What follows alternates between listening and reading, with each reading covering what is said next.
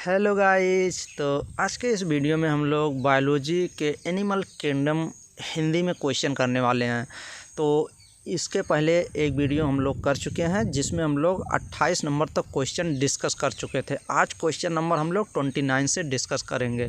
तो जितने भी स्टूडेंट मेरे चैनल पे फिजिक्स केमिस्ट्री बायोलॉजी के क्वेश्चन कर रहे हैं तो 2 सीरीज चलाई जा रही है, एक इंग्लिश में और एक हिंदी में क्वेश्चन कराए जा रहे हैं। तो ऑब्जेक्टिव क्वेश्चन अभी कराए जा रहे हैं, कॉन्सेप्ट, ट्रिक, थ्योरी सभी कराए जाते हैं। तो मेरे चैनल पे आप प्लीज़ जाएं, वहाँ पे जितनी भी वीडियो प्रीवियस पड़ी हुई हैं, जितने पहली वीडियो बनी हुई हैं, आप सभी पूरा रिवाइज करते रहिए। तो आपको अगर एंट्रेंस एग्ज़ाम आप कोई भी आप एप्लीकेशन फॉर्म अप्लाई करेंगे जैसे नर्सिंग, पैरामेडिकल, फार्मेसी या नीट के थ्रू, तो आप लोग सभी ये देखेंगे कि आप लोग वहाँ क्वेश्चन एग्जैक्ट मिलेंगे, एकदम एग्जैक्ट। और जो मैं एक्सप्लेन करता हूँ वहाँ से क्वेश्चन तो एग्जैक्ट मिलने ही हैं और मिलते भी हैं और मिले भी हैं। तो आप लोग पूरा लास्ट तक ज़रूर वीडियो देखा करिए। कोई भी वीडियो शुरू करिए तो लास्ट तक देखिए, ना समझ में आए तो 2 से 3 बार वीडियो को देखिए। तो चलिए हम लोग क्वेश्चन को शुरू करते हैं। और ये जितने क्वेश्चन मैं सेलेक्ट किया हूँ ये सभी क्वेश्चन बार बार पूछे जाते हैं। अगर ऐसे क्वेश्चन नहीं पूछते एग्जैक्ट क्वेश्चन, तो जो मैं एक्सप्लेन करता हूँ वहाँ से क्वेश्चन पूछते हैं। तो आप लोग एकदम ध्यान से देखिए और पेन पेपर कॉपी लेके आप बैठिए, नोट डाउन भी करते रहिए। काफ़ी स्टूडेंट सो रहे हैं, सोते समय वीडियो देख रहे हैं, तो फिर आपको बेनिफिट नहीं मिलेगा। आपको 100% बेनिफिट चाहिए तो आपको नोट डाउन भी करना पड़ेगा। तो चलिए हम क्वेश्चन को शुरू करते हैं। 29 नंबर क्वेश्चन देख लीजिए। ये इम्पॉर्टेंट क्वेश्चन है, बार बार क्वेश्चन पूछा गया है। ये मतलब मान लीजिए कि ये आप काउंट नहीं कर सकते, गिन नहीं सकते कि कितनी बार ये क्वेश्चन पूछा गया है। मैलपिगियन नलिकाएं होती हैं, मैलपिगियन ट्यूब्यूल्स एक्सक्रीटरी ऑर्गन होती हैं जो वेस्ट प्रोडक्ट को, नाइट्रोजनस प्रोडक्ट को बाहर निकालती हैं। और ये आर्थ्रोपोडा, कभी कभी तो डायरेक्ट आर्थ्रोपोडा में ऐसे दे देता है, PODA आर्थ्रोपोडा मेंबर दे देता है, तो ये भी ऑप्शन सही हो जाएगा। अब आर्थ्रोपोडा में क्या आता है आपको ये पता होना चाहिए। तो आर्थ्रोपोडा में इंसेक्ट आते हैं। इंसेक्ट मीन्स क्या होता है? इंसेक्ट मीन्स कीट होता है, INSECT। इंसेक्ट मीन्स क्या होता है? कीट होता है। तो ऑप्शन नंबर फर्स्ट आप डायरेक्ट देख लीजिए, सही हो जाएगा। यहाँ पे एनालिस्ट दिया गया है, यहाँ पे कीटों के श्वसन, यहाँ पे रिस्पायरेशन दे दिया है, इसीलिए गलत हो गया। कीटों तो यहाँ भी दिया है बट ये एक्सक्रीटरी ऑर्गन होते हैं, उत्सर्जी अंग होते हैं। तो ऑप्शन नंबर फर्स्ट इसीलिए करेक्ट हो जाएगा। ये आप देख लीजिएगा, यहाँ भी कीटो लिखा गया है, यहाँ भी, बट यहाँ पे उत्सर्जी अंग दिया गया है, यहाँ पे श्वसन अंग। तो श्वसन अंग थोड़ी होता है रिस्पायरेटरी, ये तो इस उत्सर्जी अंग होते हैं ना, इसीलिए ऑप्शन नंबर फर्स्ट करेक्ट हो जाएगा। तो अगर हम लोग जल्दी में क्वेश्चन सही मतलब ऑप्शन देखेंगे, मान लीजिए फर्स्ट हम देखें नहीं, सी देखें तो सही लगा देंगे, बट ये गलत है। ऑप्शन नंबर फर्स्ट करेक्ट है। नेक्स्ट क्वेश्चन नंबर से पहले ये इसका एक्सप्लेनेशन भी है, आप लोग एक्सप्लेनेशन भी देखते चलिए। अगर एक्सप्लेनेशन भी देखेंगे तो और क्लियर हो जाएगा। ये देखिए, जैसे कह रहा है कि मैलपिगियन नलिकाएं पतली अशाखित पीली नलिकाएं होती हैं जो कम या अधिक मुक्त अवस्था में देह गुहा में होती हैं। ये आहार नलिका में जाकर खुलती हैं। ये देख लीजिए, ये नाइट्रोजनी वर्ज्य पदार्थ को अवशोषित करती हैं। इस प्रकार ये उत्सर्जी अंग के रूप में कार्य करती हैं। ये उत्सर्जी अंग देख लीजिए, एकदम नोट डाउन भी कर सकते हैं और अच्छे से आप इसको क्वेश्चन को सॉल्व करिए। बार बार क्वेश्चन, अगर ऑब्जेक्टिव क्वेश्चन आप लगाएंगे या आप मॉडल टेस्ट पेपर लगाएंगे या आप चैप्टर वाइज लगाएंगे तो ये क्वेश्चन आपको ज़रूर मिलेंगे। नेक्स्ट क्वेश्चन नंबर 30 देख लीजिए। पेंगुइन पाए जाते हैं। पेंगुइन क्या है? पेंगुइन एक पक्षी है। तो ये कहाँ पे पाई जाती है? ये ठंडे प्लेस पे पाई जाती है, कूल प्लेस पे पाई जाती है। अब ये देख लीजिए, ऑस्ट्रेलिया में, ऑस्ट्रेलिया या एंटार्क्टिका या अफ्रीका में या अमेरिका में। तो ऑप्शन नंबर कौन सा सही हो जाएगा? बी ऑप्शन सही हो जाएगा। चलिए इसका एक्सप्लेनेशन भी देख लीजिए। पेंगुइन उड़ान रहित चिड़िया होती है, जो उड़ती चिड़िया है वही पेंगुइन चिड़िया है, जो एंटार्क्टिका जैसे ठंडे क्षेत्रों में पाई जाती है। तो ऑप्शन नंबर बी करेक्ट हो जाएगा। नेक्स्ट क्वेश्चन नंबर 31 देख लीजिए। ये क्वेश्चन भी काफ़ी बार पूछा गया है। एक डायसन, ये कह रहा है कि एक डायसिस में बिखराव होता है। तो एक डायसिस क्या होती है? एक डायसिस ये एक लेयर होती है। तो ये लेयर छूट मतलब निकलती रहती है और न्यू लेयर बनती रहती है। मान लीजिए ये इंसेक्ट है, इसके ऊपर ये जो लेयर होती है छूटती रहती है और न्यू बनता रहता है। तो ये इंसेक्ट फिर एडल्ट हो जाता है।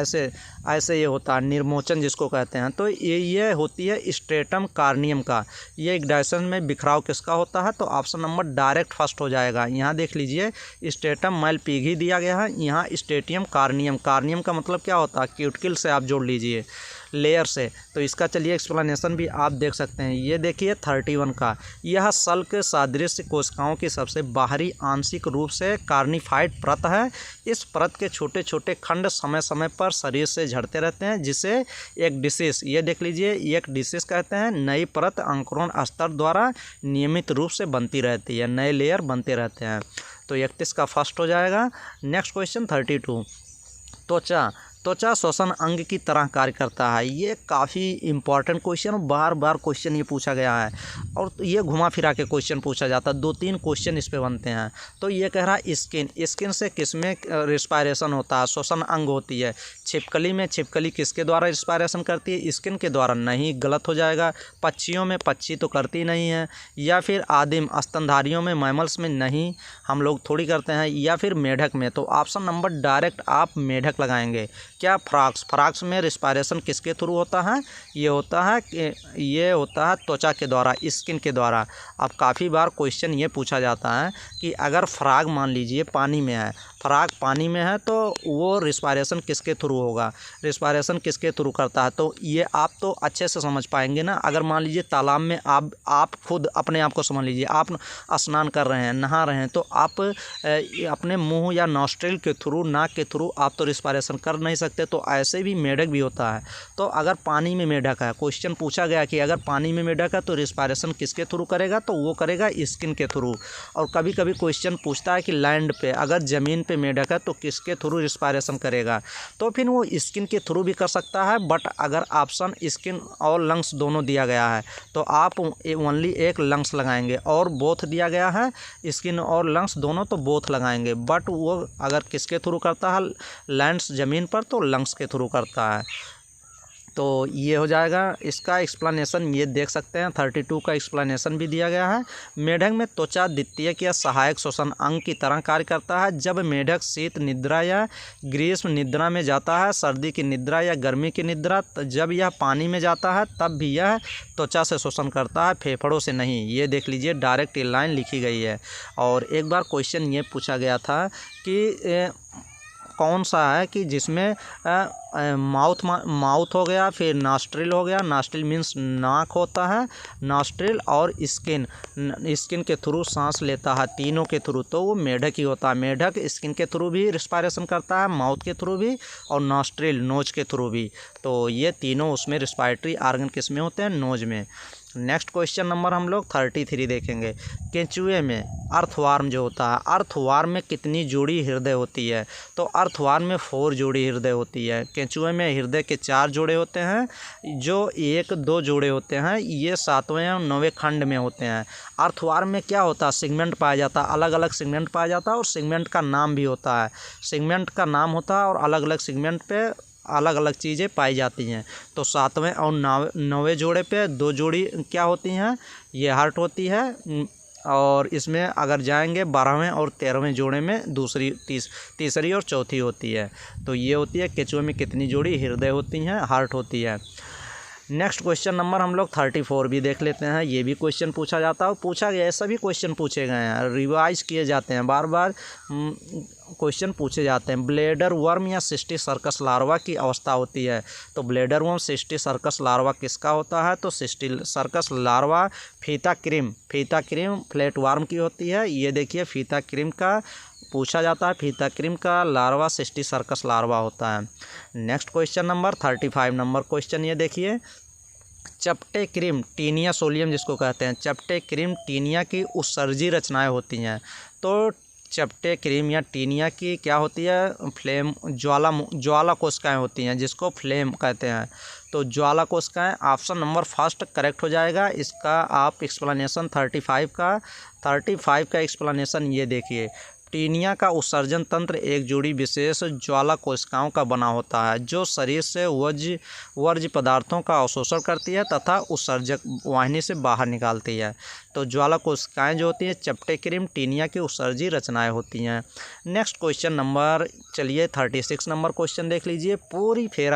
पोरीफेरा का वर्गीकरण आधारित होता है। तो जो पोरीफेरा को क्लासिफिकेशन किया जाता है वो किस पे बेस्ड होता है, ये क्वेश्चन पूछ रहा है। शाखान्वयन पर या कटिकाओं पर या प्रजनन पर या सममित पर। तो 36 का ये देख लीजिए, पोरीफेरा नामक शब्द ग्रांट ने दिया था। एक बार क्वेश्चन ये भी पूछा गया था कि पोरीफेरा नामक शब्द जो टर्म दिया था वो किस साइंटिस्ट ने, तो ग्रांट ने दिया था। इस संघ में छिद्र युक्त जंतु रखे गए हैं, उसका वर्गीकरण कंकाल या कटिकाओं पर आधारित होता है। तो एक्सोस्केलेटन पाई जाती है ना ये पोरीफेरा में, तो उसी से कंकाल या कटिकाओं। तो ऑप्शन नंबर बी ये करेक्ट हो जाएगा 36 नंबर क्वेश्चन का।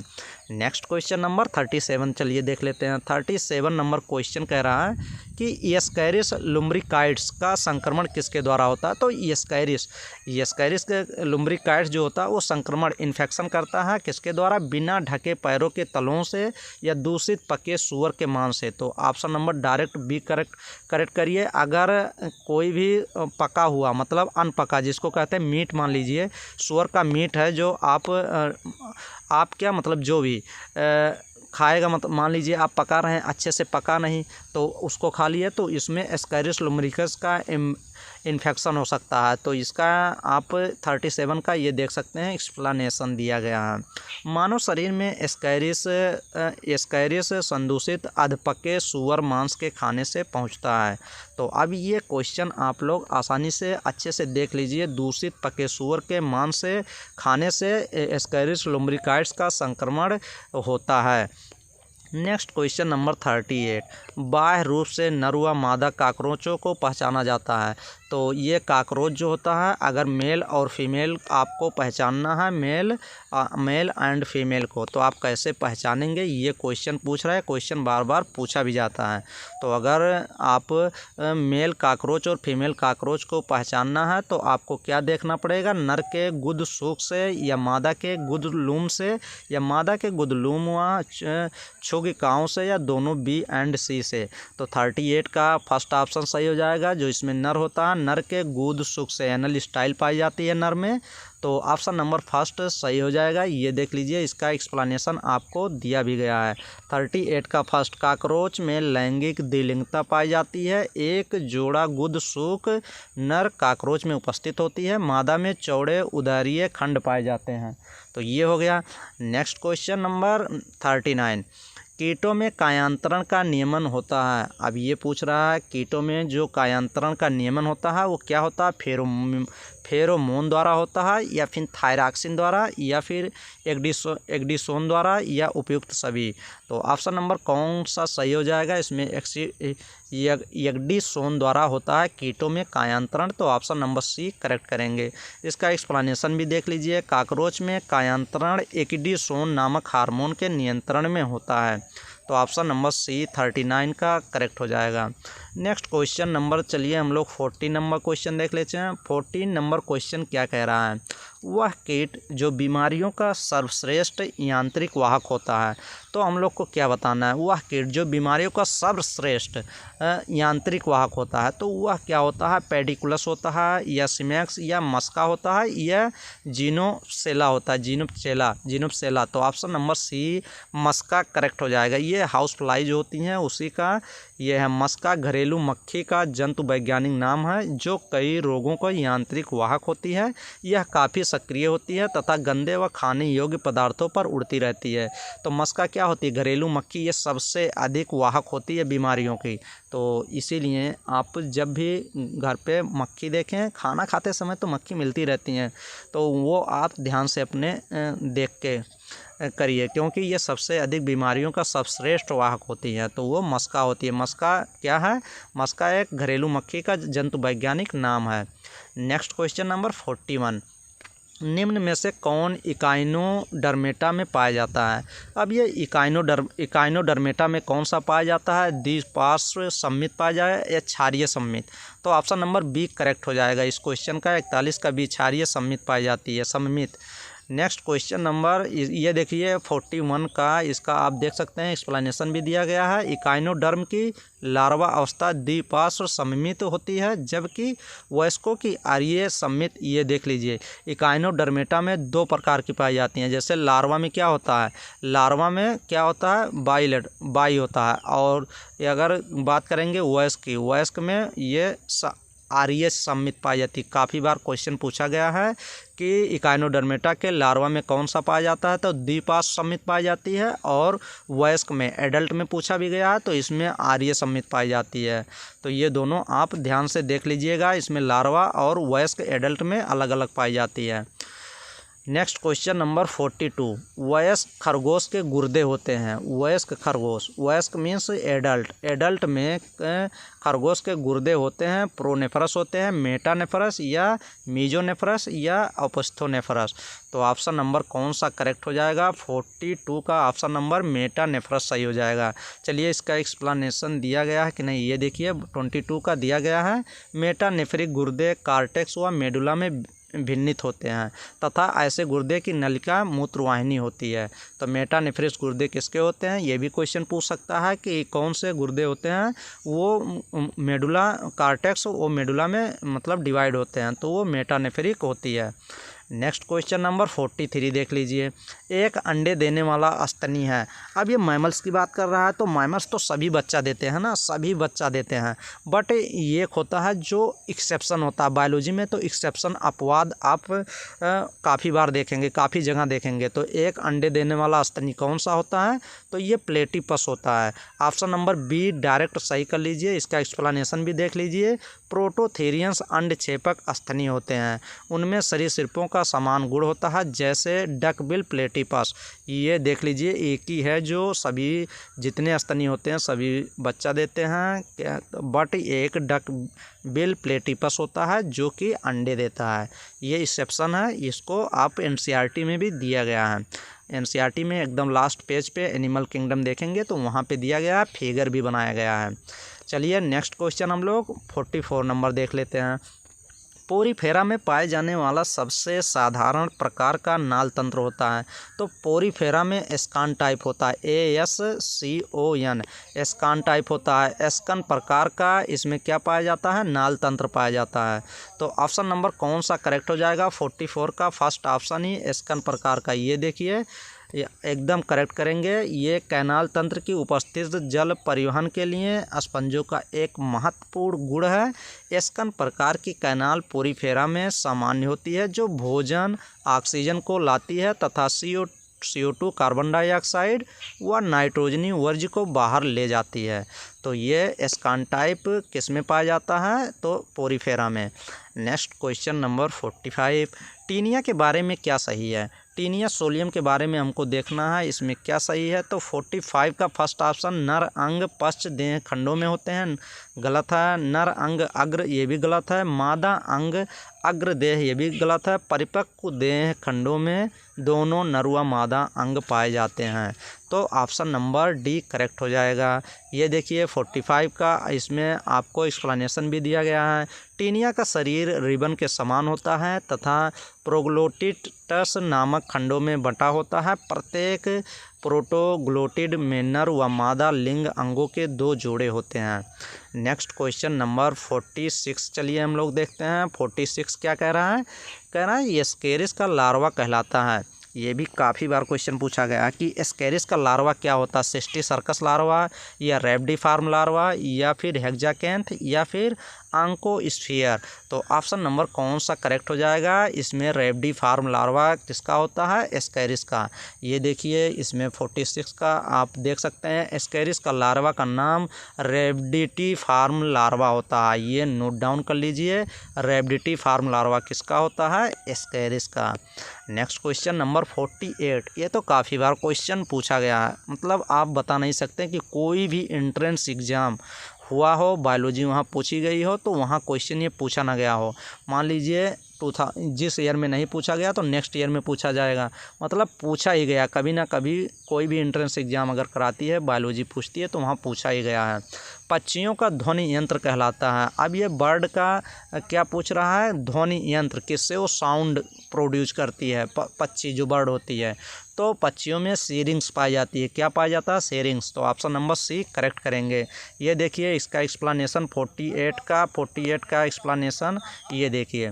ध्वनि यंत्र या सीरिंग्स श्वास नली के नीचे उपस्थित होती है, जो पक्षियों में ध्वनि उत्पन्न करती है। पक्षियों में कौन ध्वनि उत्पन्न करती है, सीरिंग्स। ध्वनि यंत्र क्या होती है, सीरिंग्स। तो ये आप गलत नहीं करेंगे क्वेश्चन। नेक्स्ट क्वेश्चन नंबर, वयस्क क्यूलेक्स व एनाफिलीज को पहचाना जा सकता है। तो वयस्क क्यूलेक्स व एनाफिलीज को कैसे पहचानते हैं, मुखांग रंग द्वारा, बैठने के ढंग से, या संरक्याओं पंखों से, या पोषी व्यवहार से। तो बैठने के ढंग से पहचानते हैं। वयस्क क्यूलेक्स या एनाफिलीज को पहचाना जा सकता है। ये देखिए 49, वयस्क का शरीर क्यूलेक्स में सतह के लगभग क्या होता है, समांतर होता है, जबकि एनाफिलीज में शरीर सतह से 45 डिग्री का कोण बनाती है। नेक्स्ट 50 नंबर क्वेश्चन, कौन सा मोलस्कन वर्ग है जिनमें नेत्र कशेरुकियों के नेत्रों के समान होते हैं। कौन सा इस क्वेश्चन में 50 नंबर क्वेश्चन में पूछ रहा है कि इसमें मोलस्कन वर्ग की बात कर रहा है। कौन सा मोलस्कन वर्ग है जिनमें नेत्र मतलब आइज कशेरुकियों के नेत्रों के समान होती हैं। तो मोलस्का का कौन सा वर्ग है, बाइबेलिया, या फिर गैस्ट्रोपोडा, या फिर पेलोसाइपोडा, या फिर सेफेलोपोडा। तो इस क्वेश्चन में 15 नंबर क्वेश्चन में ऑप्शन नंबर डी देख लीजिए, सेफेलोपोडा। ये इसका देख लीजिए दिया गया, संघ मोलस्का का वर्ग सेफेलोपोडा में आंखें पूर्ण विकसित होती हैं तथा कशेरुकियों की आंखों के समान होती हैं। उदाहरण ऑक्टोपस और सीपिया, ये दोनों मोलस्का के मेंबर हैं। ऑक्टोपस और सीपिया एग्जाम्पल दे दिया गया है सेफेलोपोडा का। तो इस क्वेश्चन का 50 नंबर क्वेश्चन का ऑप्शन नंबर डी आप करेक्ट करेंगे। नेक्स्ट क्वेश्चन नंबर 51 देख लीजिए। इसमें कह रहा तारा मीन संबंधित है। तारा मीन क्या होती है, एक फिश होती है। तो ये किससे संबंधित होती है, एस्टिराइडिया वर्ग से, या फिर आफी यूरेडिया वर्ग से, या फिर होलोथीरिडिया वर्ग से, या फिर किरनाइडिया से।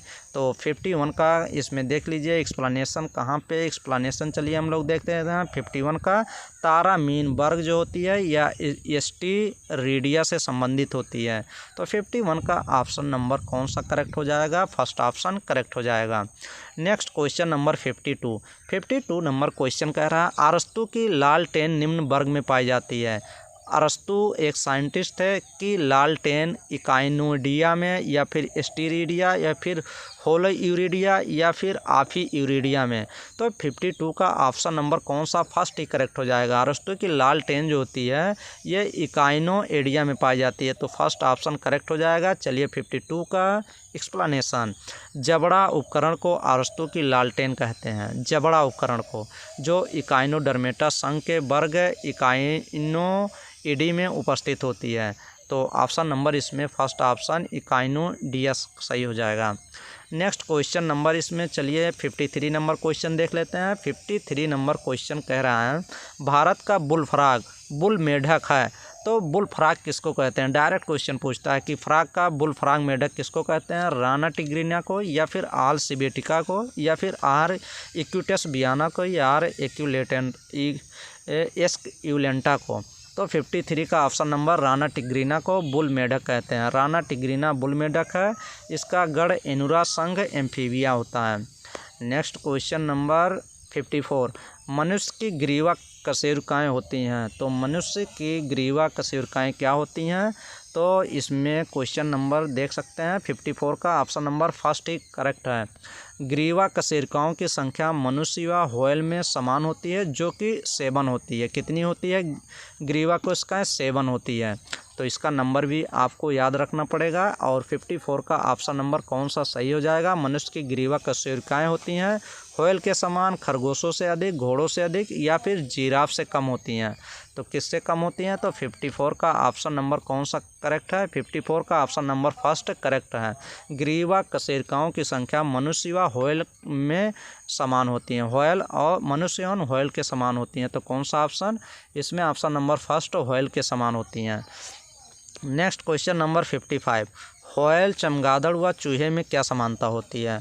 तो व्हेल्स क्या है? व्हेल्स एक मैमल है और चमगादड़ क्या है? ये भी है। वह चूहे में क्या समानता होती है? व्हेल ले लीजिए, चमगादड़ व चूहे, रैट ले लीजिए, क्या समानता होती है? ग्रीवा की एब्सेंट होती है या फिर वक्ष उदर के मध्य पेशीय डायफ्राम प्रेजेंट होता है या शरीर के उच्च ताप से बचने के लिए बाह्य उदरीय विसरण या फिर बाह्य करणों की उपस्थित होती है।